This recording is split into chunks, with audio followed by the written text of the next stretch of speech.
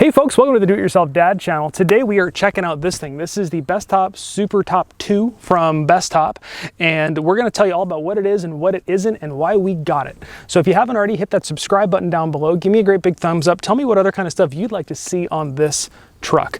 Now the reason we went with this topper was our previous truck had a fiberglass shell on it and we loved it. We went everywhere with that truck. We went off-roading, we went camping, but we had one problem. When we wanted to use the truck as a truck, to be able to use the bed to load stuff in, we had to take the top off, and that was a big hassle. So we were looking around and we settled on this thing, and the guys over at Bestop sent this out for us. So we're gonna show you all around this thing, show you what it is not, and what we love about it. In the end, we're gonna show you actually how to install it. So be sure to stay tuned to the very end of this video. Now, something neat to note about these tops is the company that made it, Bestop, they're actually the OE manufacturer for canvas tops for Jeep. So these guys know a thing or two about making canvas tops. Now the Bestop 2 has got some improvements over the original Bestop, one of them being this thing right up here in the middle. It's got a top brake light. Now if you live in states like I do, California, if you don't have one of these on the back of your car, you are pretty much guaranteed to get pulled over. So what's great about this is they've added this on the top, so you're not going to get that ticket for not having that third brake light. Now they make this top for almost every vehicle, every truck that's out there right now. And getting into it is a little bit different than getting into a regular top, but you have these little buttons here, and there's a little piece here that comes out. There's zippers on both sides.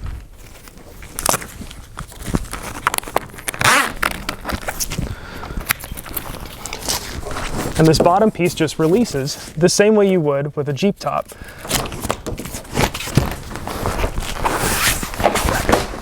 It flips up and you're right into the back of your truck. Now if you want to get the whole opening, and you open it up, there is this bar in the way, but the bar comes right out, just like so.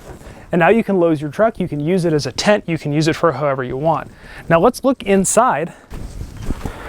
And you can see here they have these bow systems, and that's what gives you the ability to fold up the truck. You'll also notice in the front there is a clear window, so this whole thing seals off all the dust and junk from getting into your truck if you are taking it off-road. Now I'm going to show you one of my other favorite features about this topper. The sides on these things release, and you can actually roll them up. It's pretty easy to do. You just unvelcro and unzip on both sides like this.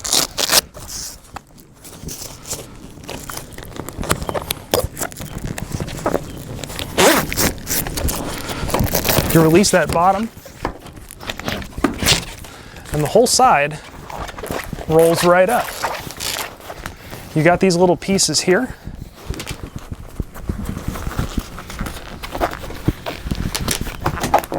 And they snap in place.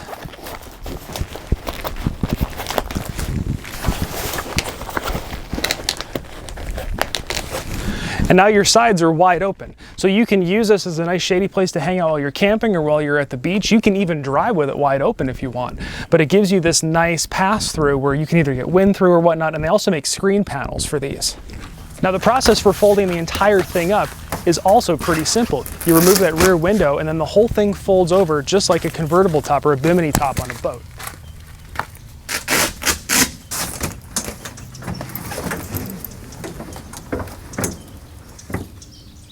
And that's really all there is to folding this thing up. Now what's great is there is a little pouch up in the top that you can actually roll around it so it doesn't flop around in the wind. And let's show you putting it back up. It's almost just as easy.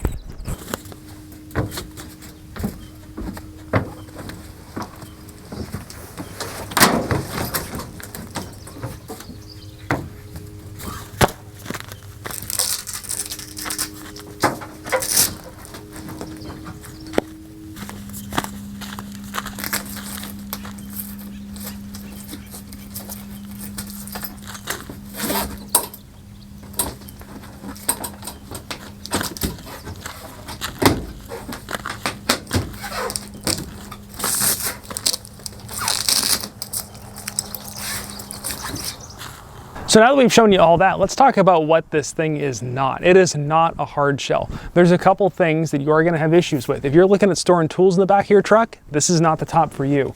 This can be unzipped or it can be cut through with a knife real quick and easy. So it's not the best thing for you there. But if you're looking for something for camping or for just keeping your stuff dry and out of the wind and out of the dust, this thing's perfect. It's also a lot less expensive than a hard shell. So let's jump into the installation now and show you what the process is for installing it. It's really not that hard. It took me about 2 hours, and that was with dealing with the camera and my daughter helping me out for the entire first half of the install. So let's jump into the install. So now that we're back in the garage, we're going to show you how this thing installs on your truck. This is how the Bestop arrives in the mail from the factory. Inside the box comes the canvas topper. And then down here, you've got a box with all your hardware and all the pieces here. Here's a quick tip for you. Now, the instructions from Bestop are actually really well laid out, and everything's really well labeled. You can see here they actually have a part number with each rail, and all the rails look pretty similar. And on the bags they're packaged in, it has that part number on it. Now, guess who unpackaged every single part, threw all these bags in the trash, and then realized that they were labeled, and when they're out, all these rails look almost the same. So unpackage them as you go so you don't make that same mistake that I just did. But what you want to do is unpackage all these, and then they have front rails and back rails, and you want to mock them up on your truck. So you can see here I've got them mocked up on one side and mocked up on the other side, and those are the side rails. There's also a rail that's going to run across the front, and another one that's going to go across the bed. Now once you get your rails here mocked up on either side, you come down here and they do slide together, and there are these little set screws on either side. And these are 1/8 inch Allen screws here. And I love that they're 1/8 inch. They are standard. This is a American company. So we're going to go over to the other side here where Kaylee's working away and she's tightening up the other side. Now my daughter's got her own YouTube channel and it's mentioned in the description. She would love it if you gave her a subscribe. And on the underside of the rails, you can peel off the paper backing.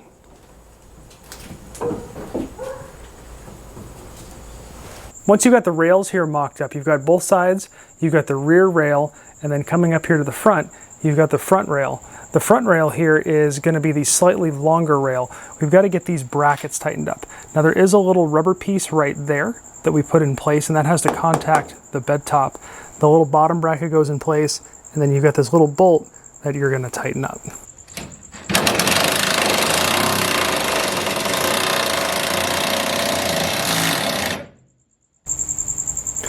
So our next step is to assemble the frame. So we've got the frame laid out on the tailgate of the truck, and there is a specific driver's side and passenger side. And there's also these little pieces, and these couplers go between the two sides to make it one solid piece.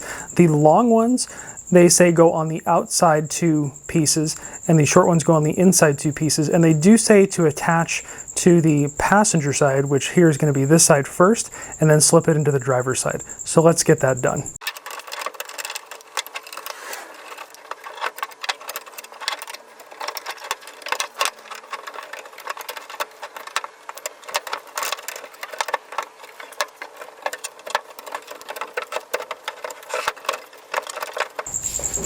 So now we've got these pieces in. We did it on one side and then the other. It took a little bit of finagling, but we got it in there, so just have a little bit of patience when you get these lined up. Our next step is we're going to take this and we're going to mount it up here onto the rails, and I'm going to show you how we're going to do that. So on the topper itself, you'll notice you have these, and there's a little washer there. That's going to fit into a hole on the rail. And that hole we're talking about is this hole right here on the inside of the rail. Now it does say you need 2 people, so we're going to get 2 people in the back of this truck, and we're going to get this thing all set.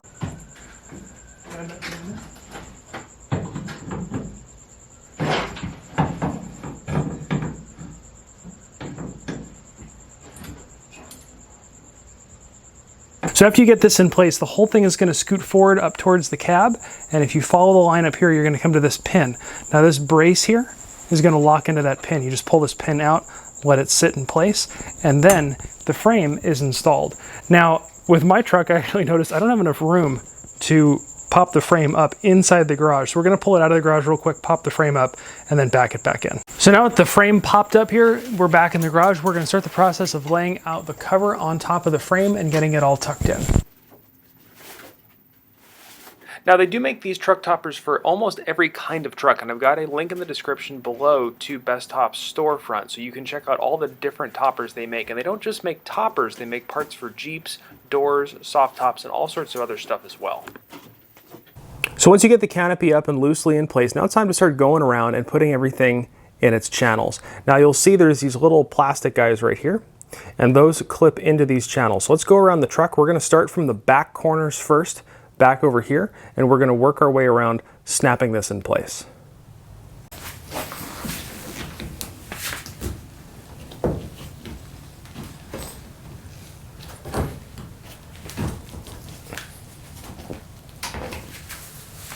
So now with our corners in place, we're going to start with our sides. We'll zip our sides down and we'll start running this little piece. And this is pretty easy to do, actually. The first time you do it, it's going to be kind of difficult, and then it's going to get easier as everything kind of works its way into place. You just go around and slowly snap that into place around the base of the canopy. And now we're going to repeat the process on the other side of the truck. And now with everything installed, it's time to go and install that third brake light. So the brake light comes in several pieces. You've got the brake light here with the wiring that's going to run through the Bestop itself. You've got the wiring that's going to run down to your brake light on your truck itself. And these connect together with these little connectors so you can disconnect it real easy. It's got some hardware to hold everything on, and then it's got these connectors. Now, the last time I used these style connectors here, YouTube collectively lost its mind. So I'm going to tell you now, you can either use these connectors or you can splice it in, soldering it in. So it's up to you how you want to do these, but let's get started getting all this stuff installed. Now we'll start the installation by passing the wiring that's coming out of the brake light itself through the canopy. Now the directions say to use a utility knife to cut a little slit, but on ours the slit is already there, so we don't have to worry about cutting it.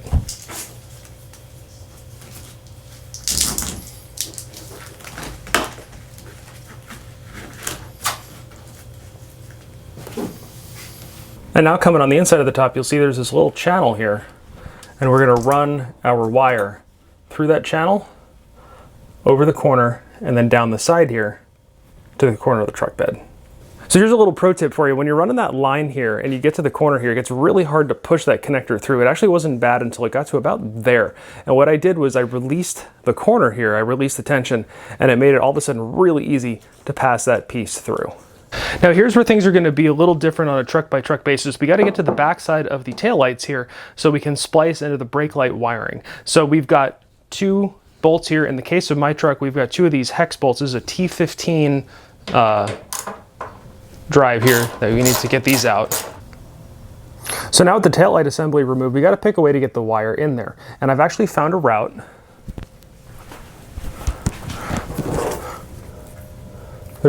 I can tuck the wire in up underneath there and it'll run down inside this panel, and then I can get to the brake light behind it. So Bestop gave me a lot more wiring than I needed, and that's nice because you never know, depending on your installation, where you're going to be running that to. But for me, I don't need most of that, and I don't want to have to tuck it somewhere. So we're going to cut it shorter, and then we're going to splice it into our taillight. So now that I got everything out, I've got the light bulb socket taken out, I've got the bulb out. The black is ground and the gray is hot for the brake light on this truck. You want to verify on your truck which it is. Now these snap connectors I talked about before, the way they work, if you do choose to use these, is on one of them, you're going to feed through your new line through these holes, and the other one you're going to snap around the existing line on the truck. And you just run it through like this, and you would get that wire going through it. Then in my case, because you can't find your pliers, you borrow your daughter's pink pliers, and you would pull this over and crimp it shut. There's a little blade in here, and what that does is that cuts through the insulation and makes a contact. Now in my case, I'm going to solder it, and I'm going to have a video linked in the description below on how to splice one of these in, but you can watch real quick while we solder this.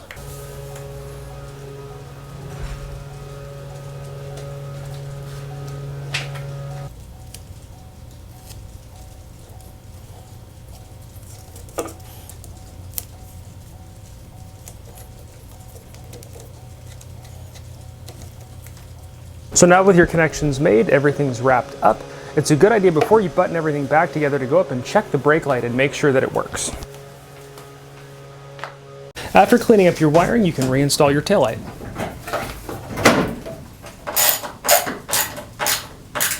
With the brake light installed, you can now use the included hardware to run through those holes and through the canvas. You're only running through the canvas, you're not actually running into the bar there to attach that top brake light. So if this video helped you out, give me a great big subscribe down below, give me a thumbs up, and let me know what kind of stuff you'd like to see on the channel or what kind of things you'd like to see me do to this truck.